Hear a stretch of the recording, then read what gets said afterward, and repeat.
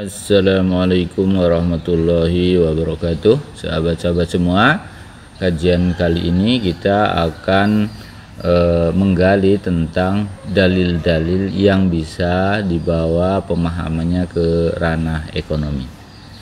Kita sudah terbiasa dengan dalil wabtaghi fima ataqallahu daral akhirata wa la tansa nasibaka minad dunya wa ahsin kama ahsanallahu ilaik, dan carilah apa yang telah dianugerahkan Allah kepadamu, kebaikan, kebahagiaan negeri akhirat, dan janganlah kamu melupakan bagianmu dari kenikmatan duniawi, dan berbuat baiklah kepada orang lain sebagaimana Allah telah memberikan kebaikan kepadamu. Nah, ini biasa digunakan sebagai dalil ekonomi oleh kita yang berkecimpung di kajian ekonomi syariah. Nah, begitu juga dengan dalil illa antakuna tijaratan antarodim minkum. Ini juga dalil yang menunjukkan kepada kita bahwa kecuali dengan jalan perniagaan yang berlaku dengan suka sama suka di antara kamu. Dan masih banyak lain dalil-dalil yang berhubungan dengan ekonomi, dan kita bisa lihat di buku-buku, di kitab-kitab muamalah, dalil-dalilnya sudah banyak. Hanya kali ini kita akan mencoba membaca nilai-nilai ekonomi dari rukun Islam. Nah, bagaimana menggalinya? Ini adalah ranah kita manusia untuk menggaji lebih mendalam dari pesan-pesan Tuhan, dari nilai-nilai keislaman untuk ditarik ke muamalah, ibadah muamalah. Saya lebih sukanya mengatakan dengan ibadah muamalah karena muamalah juga bentuk ibadah. Sahabat-sahabat semua, kita tahu bahwa syahadat itu bagian dari rukun Islam. Syahadat adalah bentuk pernyataan kita kepada Allah untuk selalu mengabdi kepadanya. Hanya kemudian kita bisa melihat nilai-nilai tersebut dari sisi ekonomi. Di mana ada ruang ibadah muamalahnya, yaitu pada ranah pencatatan. Jadi ketika asyhadu an la ilaha illallah wa asyhadu anna muhammadar rasulullah, itu harus dicatat sebagai bukti bahwa dia sudah menyatakan keislamannya. Nah, pencatatan itu menjadi ibadah muamalah. Jadi orang yang bersyahadat itu bisa dicatatkan sebagai bukti bahwa dia telah masuk Islam. Mungkin kalau di Indonesia itu lebih masuk ke catatan sipil, dan pencatatan ini bisa dilakukan oleh siapapun sebagai bukti bahwa dia telah menyatakan keislaman. Artinya ada ruang muamalahnya untuk pencatatan tersebut. Nah, kemudian kalau kita melihat lagi aqimus sholah wa atuz zakah, dirikan salat dan zakat. Aqimus sholah, kita kenal kaidah usul fikih al aslu fil asya al ibahah hatta yadullu dalilu ala tahrimiha, bahwa kajian ruang untuk ibadah muamalah itu sangat luas. Selama belum kita temukan dalil yang mengharamkannya, maka ruang muamalah itu menjadi ruang yang boleh kita lakukan. Nah, bagaimana dengan sholat? Aqimus sholah, dirikan sholat. Artinya kalau dirikan berarti banyak aspek, mulai dari tempatnya, gitu, mulai dari sarannya untuk ibadah, berarti banyak sekali. Nah, ini ruang buat kita. Dari sholat saja dulu, satu. Sahabat-sahabat semua, kita belajar dari satu ibadah kita yang kita lakukan itu ternyata banyak aspek jika pendekatannya menggunakan kaidah usul. al aslu fil asya al ibahah hatta yadullu dalilu ala tahrimiha, kemudian kita hubungkan dengan ma la yatimul wajibu illa bihi fahuwa wajibun.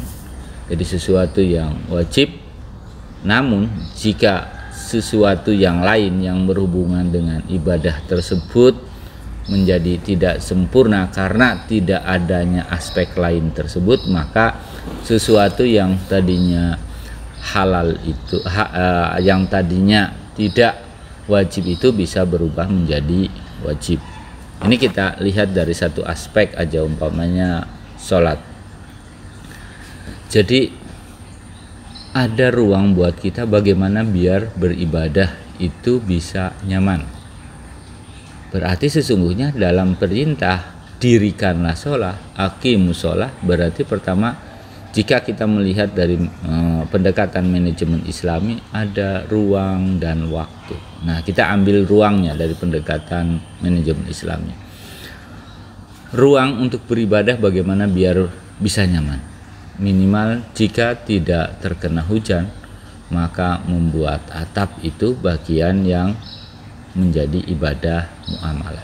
Kalau sekarang genting, kemudian multiroof dan banyak yang lainnya.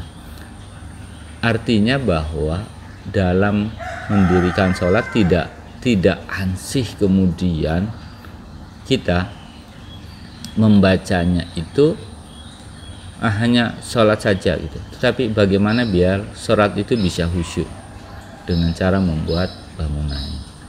Atap saja tidak cukup, maka harus ada temboknya. Oh, tembok itu mudah rubuh kalau tidak ada pondasinya, berarti harus ada pondasinya. Sudah ada pondasinya, biar jamaah lebih aman lagi di dalam, bagaimana ada konstruksi besinya. Nah, sudah ada besinya, kurang indah, harus membuat catnya. Artinya bahwa itu saja tidak cukup. Apa yang lebih nyaman lagi loh? Harus di keramik. Keramik menjadi ruang ibadah muamalah. Kemudian sudah di keramik, oh banyak orang tua yang kedinginan, kemudian karpet lagi. Artinya ternyata ruang ibadah itu luas sekali jika kita melihat dari seluruh aspek dan menghubungkan satu dengan yang lainnya. Nah, berarti sesungguhnya umat Islam bisa melakukan ibadah muamalah mulai dari ujung atap masjid sampai bawah tanah dengan pondasi dan cakar ayam, pembesian dan lain sebagainya. Itu adalah ibadah, ruang ibadah muamalah. Kemudian berkembang lagi hari-hari ini. Bukan hanya itu, bahkan bagaimana masjid itu biar lebih nyaman lagi dengan mengadakan AC. Berkembang lagi. Bagaimana untuk keamanan masjid? Orang sangat tergantung kepada CCTV.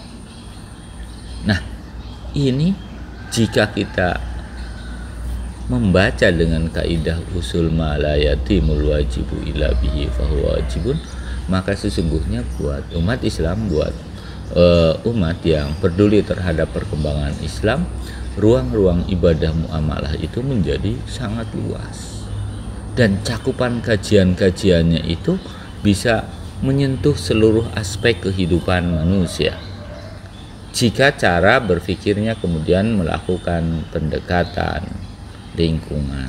Nah, itu sahabat-sahabat semua, lingkungan yang ada di sekitar kita itu selalu berkembang kebutuhannya. Apa dulu umat Islam itu membutuhkan CCTV di masjid? Orang yang mengambil uang kotak di masjid bisa ketahuan lewat CCTV. Orang mengambil motor di halaman masjid bisa ketahuan lewat CCTV. Artinya CCTV yang kita maknai itu sebagai barang muamalah ternyata akan sangat membantu umat. Makanya saya lebih suka menyebutnya dengan ibadah muamalah. Dari satu aspek saja, sholat gitu kan, ini menjadi ruang yang sangat luas untuk kita kaji lebih mendalam lagi, sehingga dalam suatu ibadah yang mahdoh ternyata memiliki nilai ibadah muamalah justru yang lebih sangat-sangat luas. Ini satu aspek saja dari sholat. Nah, jika kita bicara tentang sholat, maka ada satu hal lagi yang mengharuskan kita untuk melakukannya. Apa? Yakni berwudu. Jadi sholat tanpa berwudu menjadi tidak sah. Apa hubungannya antara wudu dengan ibadah muamalah? Hubungannya adalah bahwa sesuatu yang awalnya tidak wajib bisa menjadi wajib. Contoh, kita mau berwudu tetapi di situ tidak ada air, maka kewajiban kita adalah untuk mencari air. Nah, dalam mencari air itu maka kita semua memiliki kewajiban untuk menimba. Jika timba tidak ada, maka untuk menghidupkan sanya. Persoalannya hari ini, berapa masjid yang masih menggunakan sumur timba? Kebanyakan sudah menggunakan sanyo.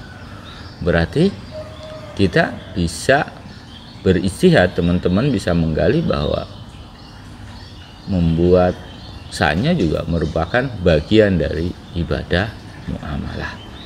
Ingat, dalam pendekatan manajemen Islami, bahwa dalam Islam itu dikategorikan ibadah ketika niatnya baik, kemudian ikhtiarnya maksimal.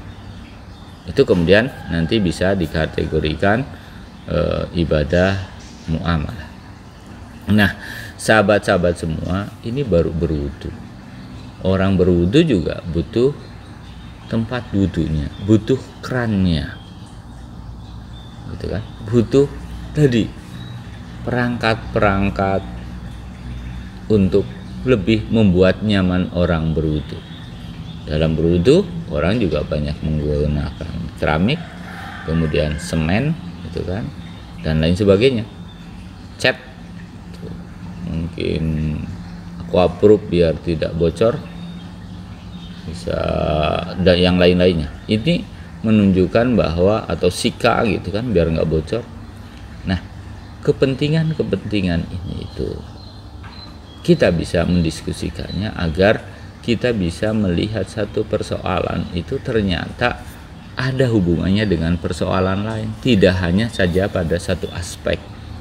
Kita sadar sahabat-sahabat kita banyak yang mengkaji tentang pada ranah sholatnya. Tidak apa-apa, artinya biar ruang diskusi kita itu semakin luas. Jadi kajian-kajian kita terhadap ibadah-ibadah ini menjadi sangat luas. Kita harus ingat bahwa pesan Allah di dalam surat Al-Qasas ayat 28, wa ahsin kama ahsanallahu ilaik. Kata kuncinya adalah berbuat baik pada sesama, karena Tuhan pun telah berbuat baik kepada kita. Membuat orang lain tidak kesulitan itu adalah salah satu bentuk berbuat baik. Kita memberikan solusi kepada saudara kita yang lain itu bagian dari berbuat baik. Kita memberikan kenyamanan terhadap orang lain itu bagian dari wa ahsin kama ahsanallahu ilaik. Wa ahsin, kita berbuat baik, membantu orang lain, memberikan solusi terhadap kesulitan-kesulitan masyarakat, itu bagian dari berbuat baik. Berarti maksudnya ke wilayah ibadah muamalah. Sahabat-sahabat semua, itu udah salah satu bentuk dari sekian bentuk yang kemudian bisa kita kembangkan sesuai dengan peran ruang dan waktu. Waktunya berkembang, nanti kalau dulu orang masih pakai tegel, berubah sekarang dengan keramik, berubah dengan granit, dan pada masa yang akan datang lagi akan berubah lagi. Maka sahabat-sahabat semua, saya pesan dengan sangat untuk tidak memahami dari contohnya, tetapi dari konstruk berpikirnya, pola pikirnya itu yang diambil. Jadi melihat sebuah kegiatan ibadah mahdoh kemudian ditarik ke ibadah muamalah seperti apa. Itu kita bicara tentang sholat, jadi syahadat, kemudian sholat, zakat. Aqimus sholah wa atuz zakah. Apalagi zakat, kita sudah mengkajinya bahwa zakat itu terutama pada sisi amilnya itu menjadi bagian yang masuk ke ranah ibadah muamalah perkembangannya. Nah, bagaimana biar akurat sebuah laporan dari seorang amil, maka dibutuhkan perangkat komputer untuk lebih mudah masyarakat mengakses lewat internetnya. Hari ini mungkin komputer, makanya saya di awal sampaikan jangan melihat contohnya, karena contoh itu dengan berjalannya ruang dan waktu, pada ruang yang seperti apa, pada waktu kapan, itu nanti akan berubah. Tetapi bagaimana agar laporan itu bisa lebih mudah diakses oleh masyarakat? Kita bisa memberikan contoh dengan membangun pola husnudon.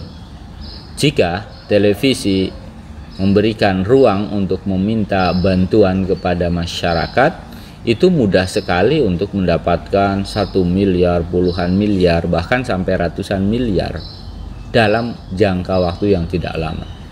Sementara kita yang menggunakan uang kotak receh, koin dan lain sebagainya, itu kan lama sekali. Itu aspek apa? Yaitu aspek akuntabilitas.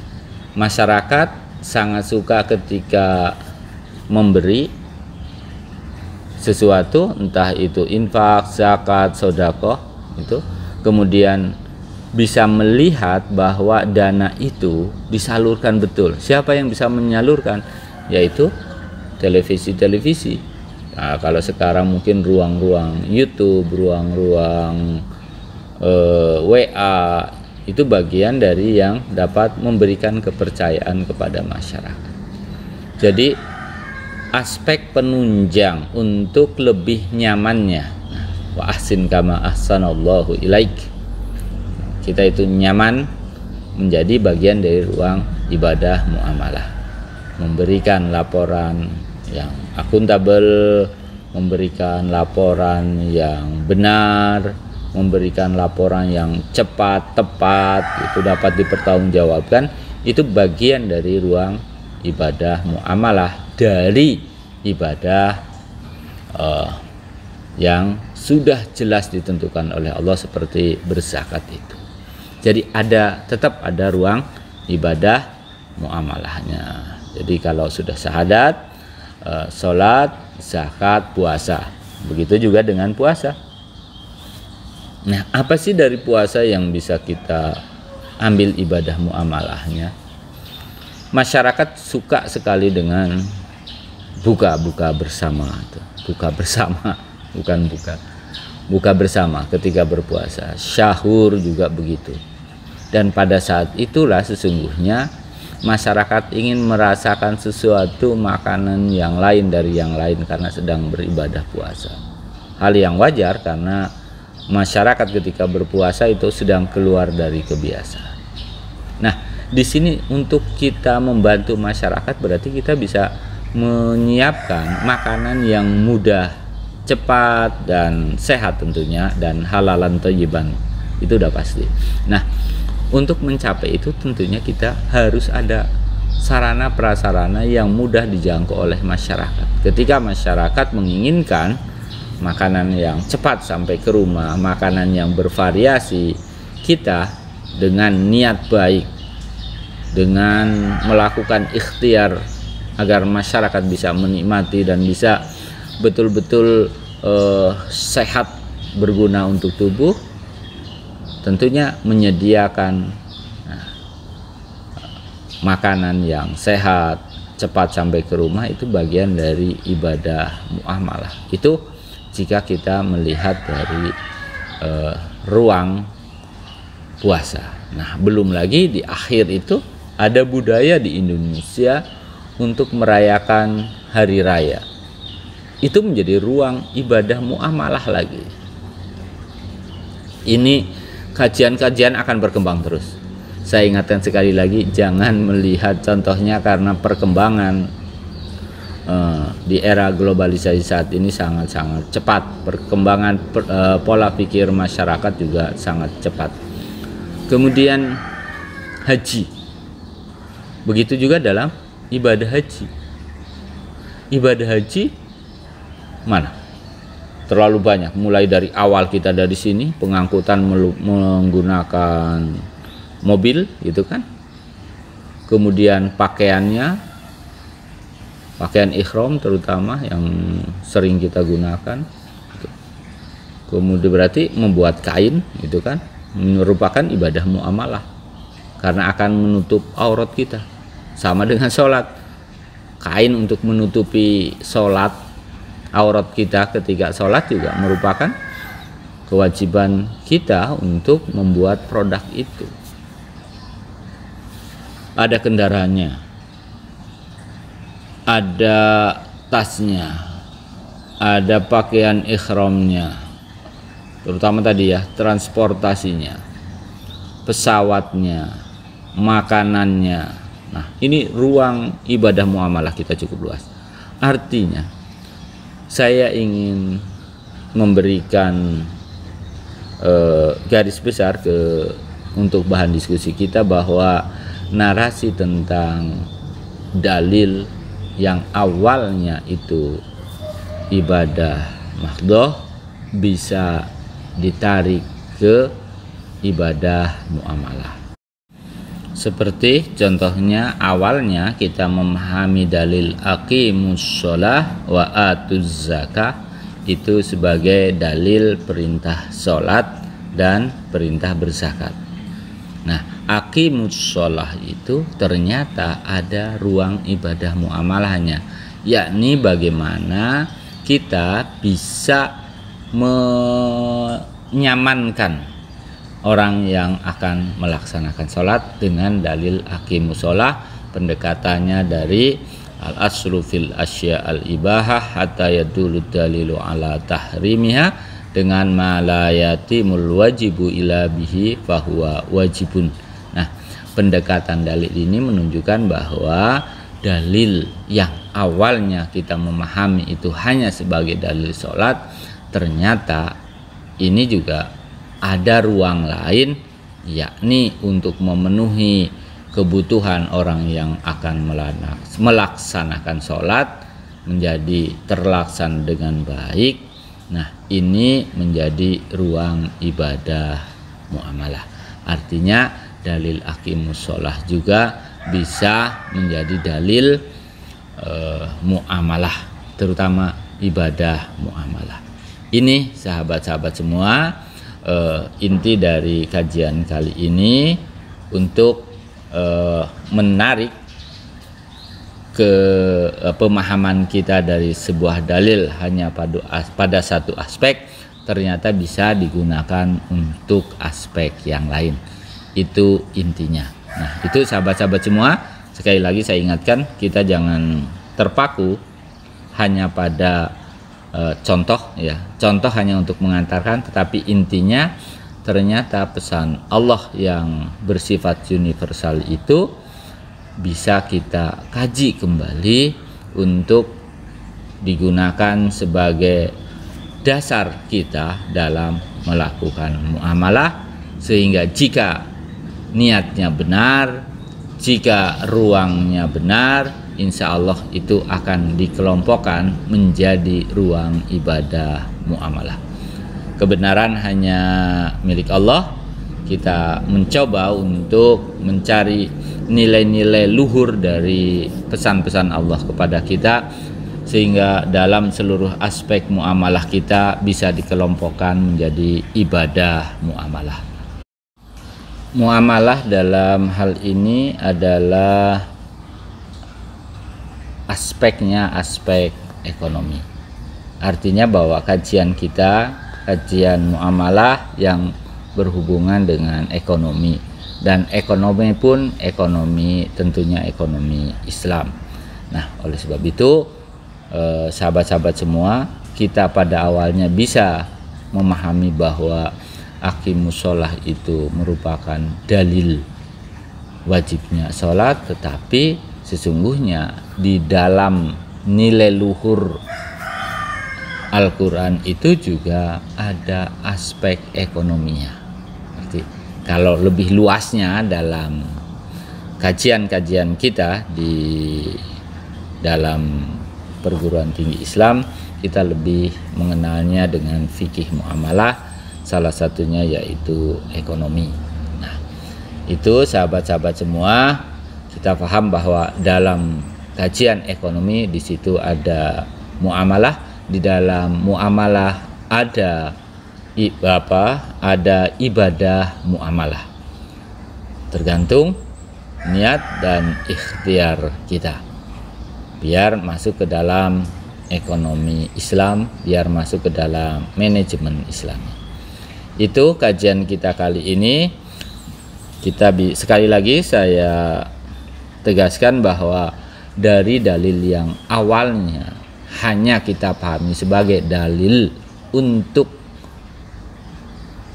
ibadah sholat, dalil untuk mendirikan sholat, ternyata di dalamnya ada nilai-nilai luhur ibadah muamalah. Itu kata kuncinya, semoga bermanfaat untuk kita semua. Kebenaran hanya milik Allah, kita pencari kebenaran. Semoga bermanfaat untuk kita semua. Wallahu a'lam bishawab. Assalamualaikum warahmatullahi wabarakatuh.